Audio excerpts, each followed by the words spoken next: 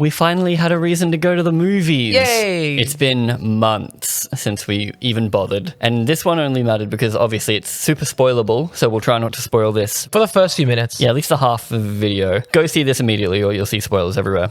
But Disney movies / Marvel movies don't appear on streaming within like 3 weeks. Yeah. I didn't bother to go see Kingdom of the Planet of the Apes, and then it was suddenly on streaming. Marvel's going to want this one to stay in there for a little bit. Even if you're like a slight Marvel fan, you'll enjoy it. Like your wife loved it. Yeah, she loved it. Even though she's barely seen any Marvel things. She's seen nothing Marvel. She hasn't even seen any X-Men stuff. I mean, she's seen Deadpool 1 and 2. Very true, but I wouldn't call her a Marvel stan. She's not even a casual Marvel fan. She still really enjoyed the humor of it. The humor of it, exactly. Yeah. People are going to say, and I'm sorry, they're wrong straight away. Look, Marvel cinema isn't back yet. This doesn't mean Marvel cinema is back. This is its own thing. This isn't going to save the Marvel universe. This was a loving farewell to the Fox universe. That's exactly what it was. This is a 21 knife to the crotch salute for 21st Century Fox, and they make that very apparent. Because if anything, this trods on part of the MCU.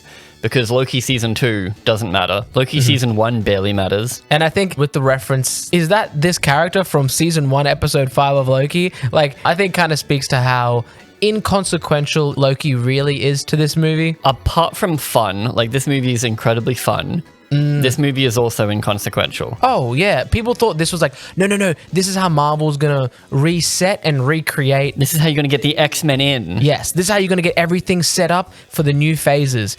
It wasn't that at all. Not at all. This really is just a Deadpool fun movie. Yeah. Well, realistically, Deadpool 2, they go back in time at the end of that and rewrite everything that they did in Deadpool. So by the end of Deadpool 2, you're like, oh, the movie didn't need to happen. Even by the end of 1, I think mainly stemming from the fact that the whole movie could have been solved if he just spoke to his girlfriend. Yeah. Like, he's just like, I look like a prune now. True. And she's like, that's cool, I still love you. The movie didn't have to happen. The Deadpool movies are inconsequential. That's not what they're for. They're for fun. Which is why it's weird that IGN gave this a 7. Dude, I thought the dick riders over at IGN would be slobbering all over this. Oh, really? A 7 is just their safe bet. Yeah. But they can claim to be real reviewers because they say, oh, it was an incredibly fun movie. Like, I reckon they were schoolgirl giggling while watching the movie. They stood up and did a round of applause at the end. Definitely. They screamed when he appeared, and then he appeared after him. When they appeared on the screen? They screamed. Cameos. We'll talk about that in a minute. But there's no way they weren't like giggling away like a little schoolgirl. And then at the end they were like, the story was pretty thin. The emotions were kind of thin. I'll give it a 7. When it's like, that's not really what the movie was for or about. Like, you don't go into like Marriage Story and be like, this dramatic film about 2 lovers didn't have enough jokes for me. I'm going to give it a 7. Yeah. Like, you have to kind of base it on what the movie was setting out to do. And I feel like this accomplished basically everything. Yeah. I mean, it's its own genre. As a Deadpool movie, it sticks the landing. Superhero landing.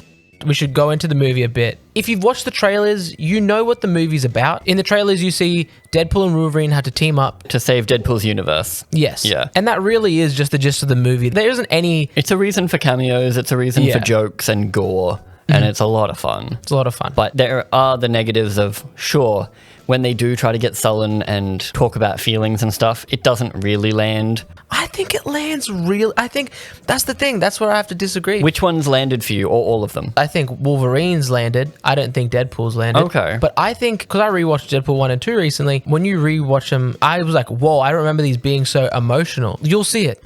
You'll see it. Okay. It gets, especially Deadpool 2, because that's the one where he keeps having visions of Vanessa in the afterlife. Yes. And she's like, it's not time yet. It's not time yet. That, like, when he sees her for the last time, that gets so deep. You are a little bitch, though. I am. You did cry in Guardians of the Galaxy. How come movies like Guardians and Deadpool are the only Marvel movies that are doing emotional stuff right?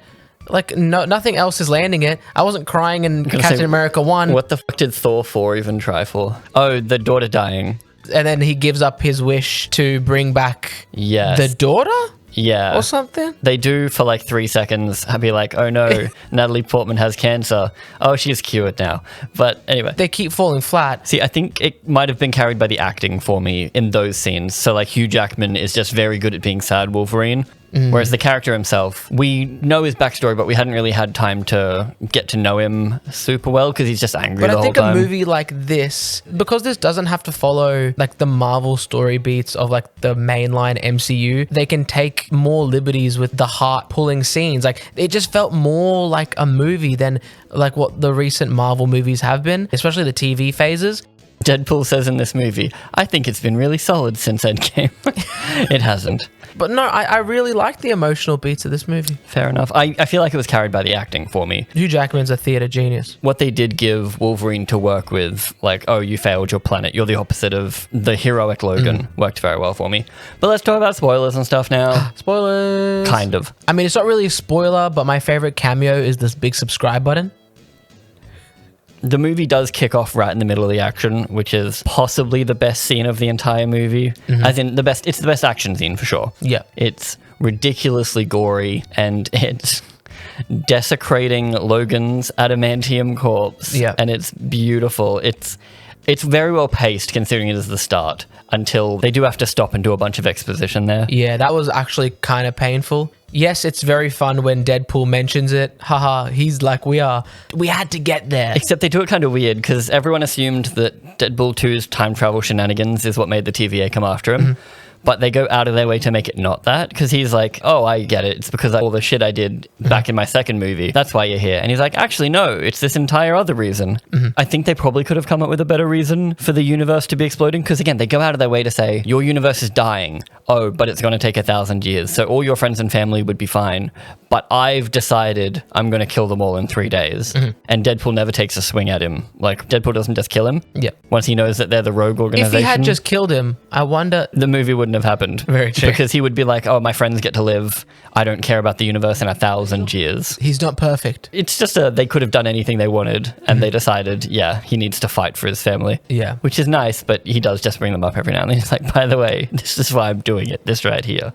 Once he decides to get Wolverine is our first cameo fest, really. Yes. Which is incredible. We get all of the Wolverines, basically, as he travels the multiverse. You're going to need a breakdown video for this entire movie. Like, you're going to need to... this is Easter eggs, the movie. Or you need to have it and just pause it continuously to just see absolutely everything that they do. And just Google it. You're just like going to be like Sit there and Googling. be like, this guy. There's already people who are like, finally, my years of training, being like, you didn't know the Wolverine who was crucified on the big yellow X in the middle of the bones? That was cool as hell. That was cool as hell. What about Henry Cavill? Henry Wolverine? Cavill, Cavalrine. Oh my god. Beautiful. He was so handsome. They didn't bother to do like Taron Egerton or whatever, like the one that everyone was saying should be the next Wolverine. But we get comic accurate short Wolverine.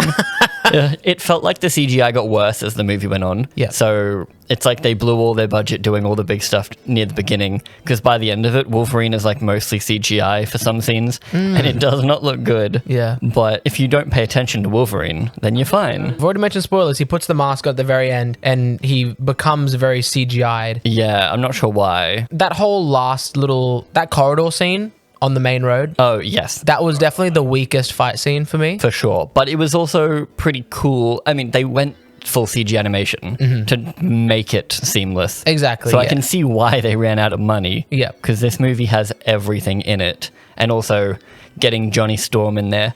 Spoilers! Me when Johnny Storm? You called it. I was so impressed. Because we were on opening night, we had a cinema that was more than happy to scream and shout and whenever cheer there and was laugh big out moments. loud They were good about it, but it's very funny to see that many people freak out when a person rocks up on a screen. Because we were getting up the Acolyte for doing key jangles, but it just shows that it's how you do the key jangles. Yeah. It's like, it's not just that you showed Darth Plagueis looking stupid. It's that you brought Johnny Storm back, God damn it. We could sit here all day just referencing things. But what do you think the biggest scream, again, spoilers, what do you think the biggest scream from our audience was for?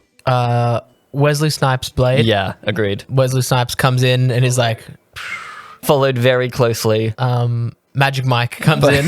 What's his name? Gambit. Yes, but what's the actor's name? Oh, Channing Tatum. Oh, Channing Tatum's gambit comes in Remy with LeBeau or his, something? with his thick, Perfection, played pitch perfectly. thick Creole accent. So many of these jokes should have gone overboard, and I think the only one that didn't land for me, as in I was laughing a lot of this movie. This was somehow funnier than most things, just because I was giddy the whole time. I do love the Marvel Universe, but nothing's made me this excited about something for so fucking long. Yeah. Like, again, go back to Thor 4. It was so painful to watch. I remember I got out of The Last Jedi, and I was like to my friends, was that bad? Like, that was my first time I'd gone to see something I loved that I didn't enjoy, or that I thought I would love. By the time Thor 4 came around, mid-movie, I'm like, this fucking sucks. Why did I pay for IMAX? But yeah, with this, it's just incredibly giddy the whole time. And the only thing I didn't think landed was motherfucker's still trying to skate uphill. Yeah, I'm like, That God was forced. damn it. He had to say it. Because it was still trying to ice skate uphill. Yeah. He like added the still in there. Yeah, he knew it was a line. I know that's his original line from Blade 1.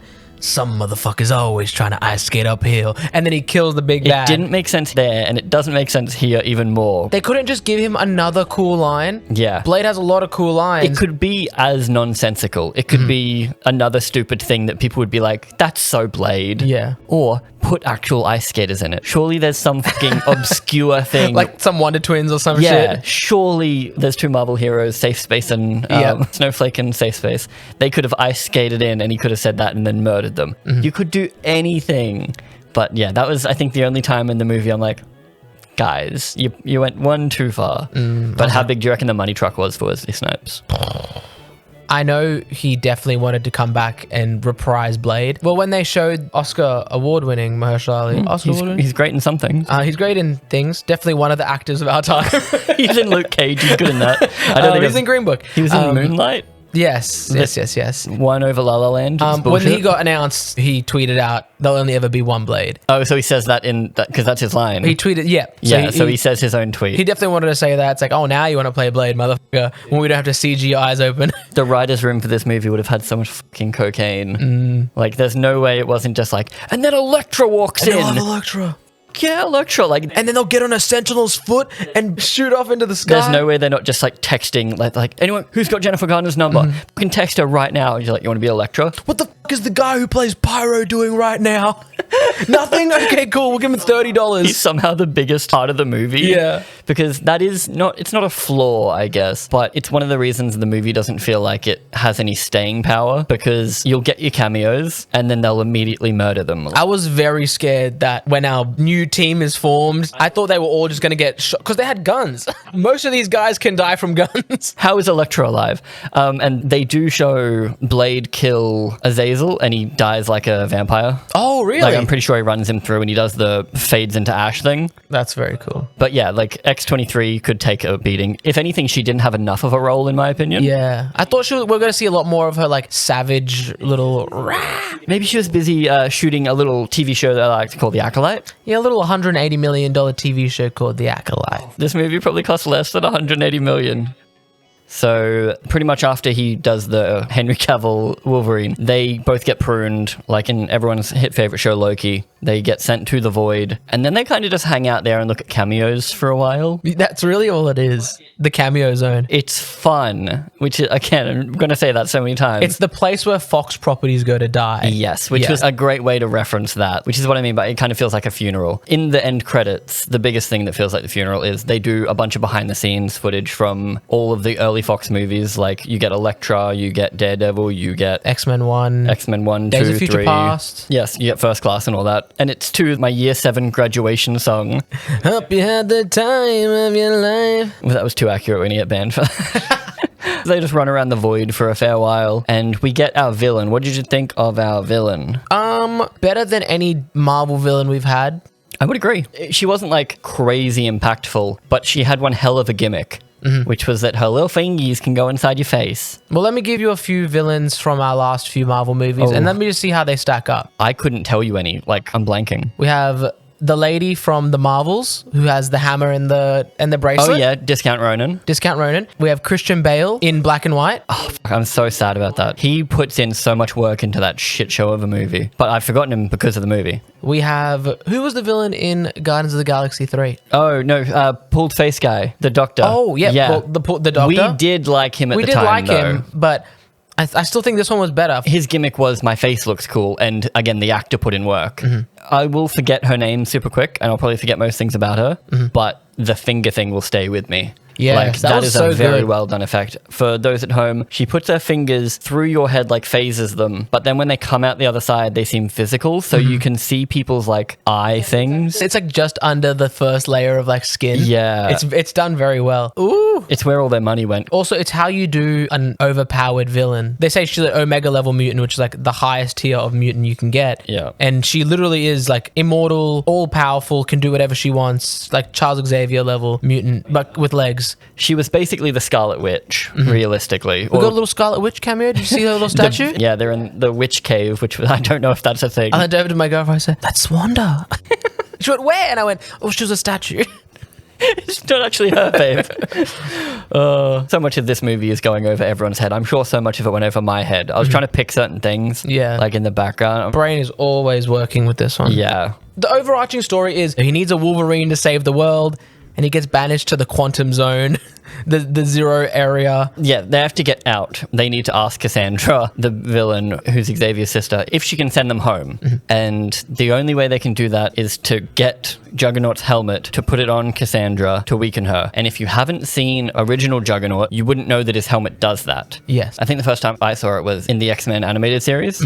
In the movie, they do Vinnie Jones Juggernaut, but it's not Vinnie Jones, which is lame. But also, they just did Juggernaut also in Deadpool 2. Yes. So that Juggernaut is what the original Juggernaut looks like in the animated series, and his helmet blocks Jean Grey from like mind powering him. He makes a small reference in Deadpool 2. I think he says like a passing line like, "It stops my brother from reading my mind," like when he's talking to the little New Zealand kid. Yeah. But they managed to get the helmet on her, but she's like, "I can't send you anywhere with the helmet on, but if you take this helmet off, I'm gonna kill you." Even though the way they get back is a sling ring just in her pocket. Yeah. But you get a little bit of Wolverine can still be a hero, which is nice.